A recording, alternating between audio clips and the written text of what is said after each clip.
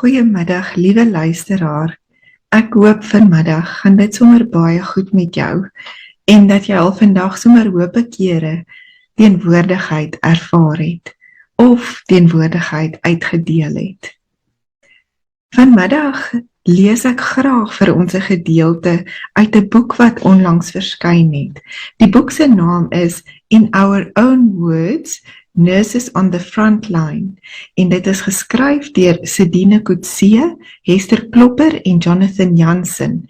Hulle het stories versamel van verpleegkundiges wat in die COVID-pandemie tyd gewerk het, in die voorste linies, in intensiewe sorgeenhede en teaters en ongevalle, en ook so daardeur geleer hoe kosbare bydrae hierdie verpleegkundiges gemaak het, en ook wat dit van die verpleegkundiges gevra het om in daardie tyd verpleegsorg te lewer.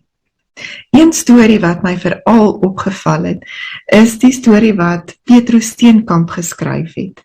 Sy is suster in bevel in 'n intensiewe sorgeenheid hier by ons in die Noordwes, en sy werk in 'n privaat hospitaal, en sy het al 23 jaar ervaring as 'n verpleegkundige. Haar storie het my so laat dink aan deernisvolle teenwoordigheid. Sy het so hard vir verpleegkunde na al die jare wat sy alreeds werk in hierdie veld, en ek kon hoor in haar storie dat sy haar kollegas regtig raak sien, en dat sy ook elke pasiënt raak sien en uit haar hart omgee vir hulle. Die boek is in Engels, en daarom lees ek ook vir ons in Engels, en deel dan 'n paar gedagtes oor deernisvolle teenwoordigheid. Sy skryf: COVID-19, a name that seemed so far away, something you heard about on the news. And suddenly, there I was, training my staff on donning and doffing, putting on and taking off protective gear, something that was only supposed to be done in theatre. I remember I told them that we must be prepared. There will come a day that our ICU will be filled with sick COVID-19 patients. I remember eyes staring at me, filled with anxiety and fear. I reassured them that we would be okay. We looked strange, theatre caps, scrubs and masks. We were scared, but ready for this COVID-19 war. Real soldiers, ready for our duty. Never could we have guessed what waited for us. ICU was filled with the sickest patients we could ever have imagined. We fought tirelessly to save lives. I could see the eyes that were filled with fear became eyes filled with tears and sadness for every life we lost. The unthinkable also happened. Staff became sick. The worst day of my COVID-19 experience was the day that most of my staff members were booked off with COVID-19. There was not enough staff to look after the patients. I decided to work a 24-hour shift to ease the workload of my night shift colleagues. The next moment, another colleague was at my side, also ready to do a 24-hour shift. Staff from theatre also volunteered to help that night. Within this seemingly hopeless situation, hope appeared in the form of colleagues. We prayed, we hoped and believed that each one of us would survive and come back. The most joyful day during this pandemic was when our matron came back from her COVID-19 sick leave. She was our mentor, our mother. I could breathe again. She was healed. We sang and praised God with everyone who came back, and we rejoiced because not one staff member lost their life. We started celebrating each patient's victory over COVID-19. Singing and rejoicing could be heard in the corridor for each patient reuniting with his or her loved ones. Certificates and medals were given. Eyes were filled with hope and joy. We also mourned the loss of each patient. We had a candle ceremony where each one of us burnt a candle to honor those who lost the battle against COVID-19. The look in each one's eyes showed they were pondering their own thoughts and questions. What could I have done more or better? We looked at each other and realized this battle was far from over. We had to stay positive for families and patients who rely on us. A year later, and I stand in awe looking at my team. They have matured, they are more skilled, but the thing that brings tears to my eyes is when they pray for their patients and encourage them to fight. We became the patients' families, giving them spiritual guidance and offering feedback to families. We held patients' hands when they were dying. No one must die alone. Our phones tell stories of hope. We play voice notes and prayers, show videos of the grandchildren, celebrate birthdays and anniversaries.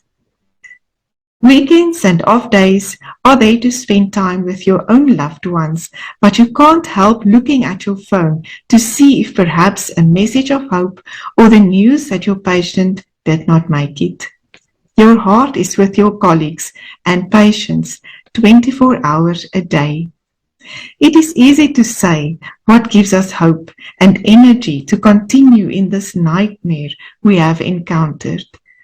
Our management team give appreciation by sending motivating messages, food parcels, and packages to spoil us. The greater community supports us with countless messages of hope, small tokens of appreciation, such as a cappuccino, and churches worship and pray with and for us. I can't think that something more devastating could happen to humankind than this COVID-19 pandemic, but I am a richer person for it. I appreciate life more. My colleagues, patients, and their families are now my family and part of my life. I respect and salute my colleagues, and I am so proud and privileged to be a nurse.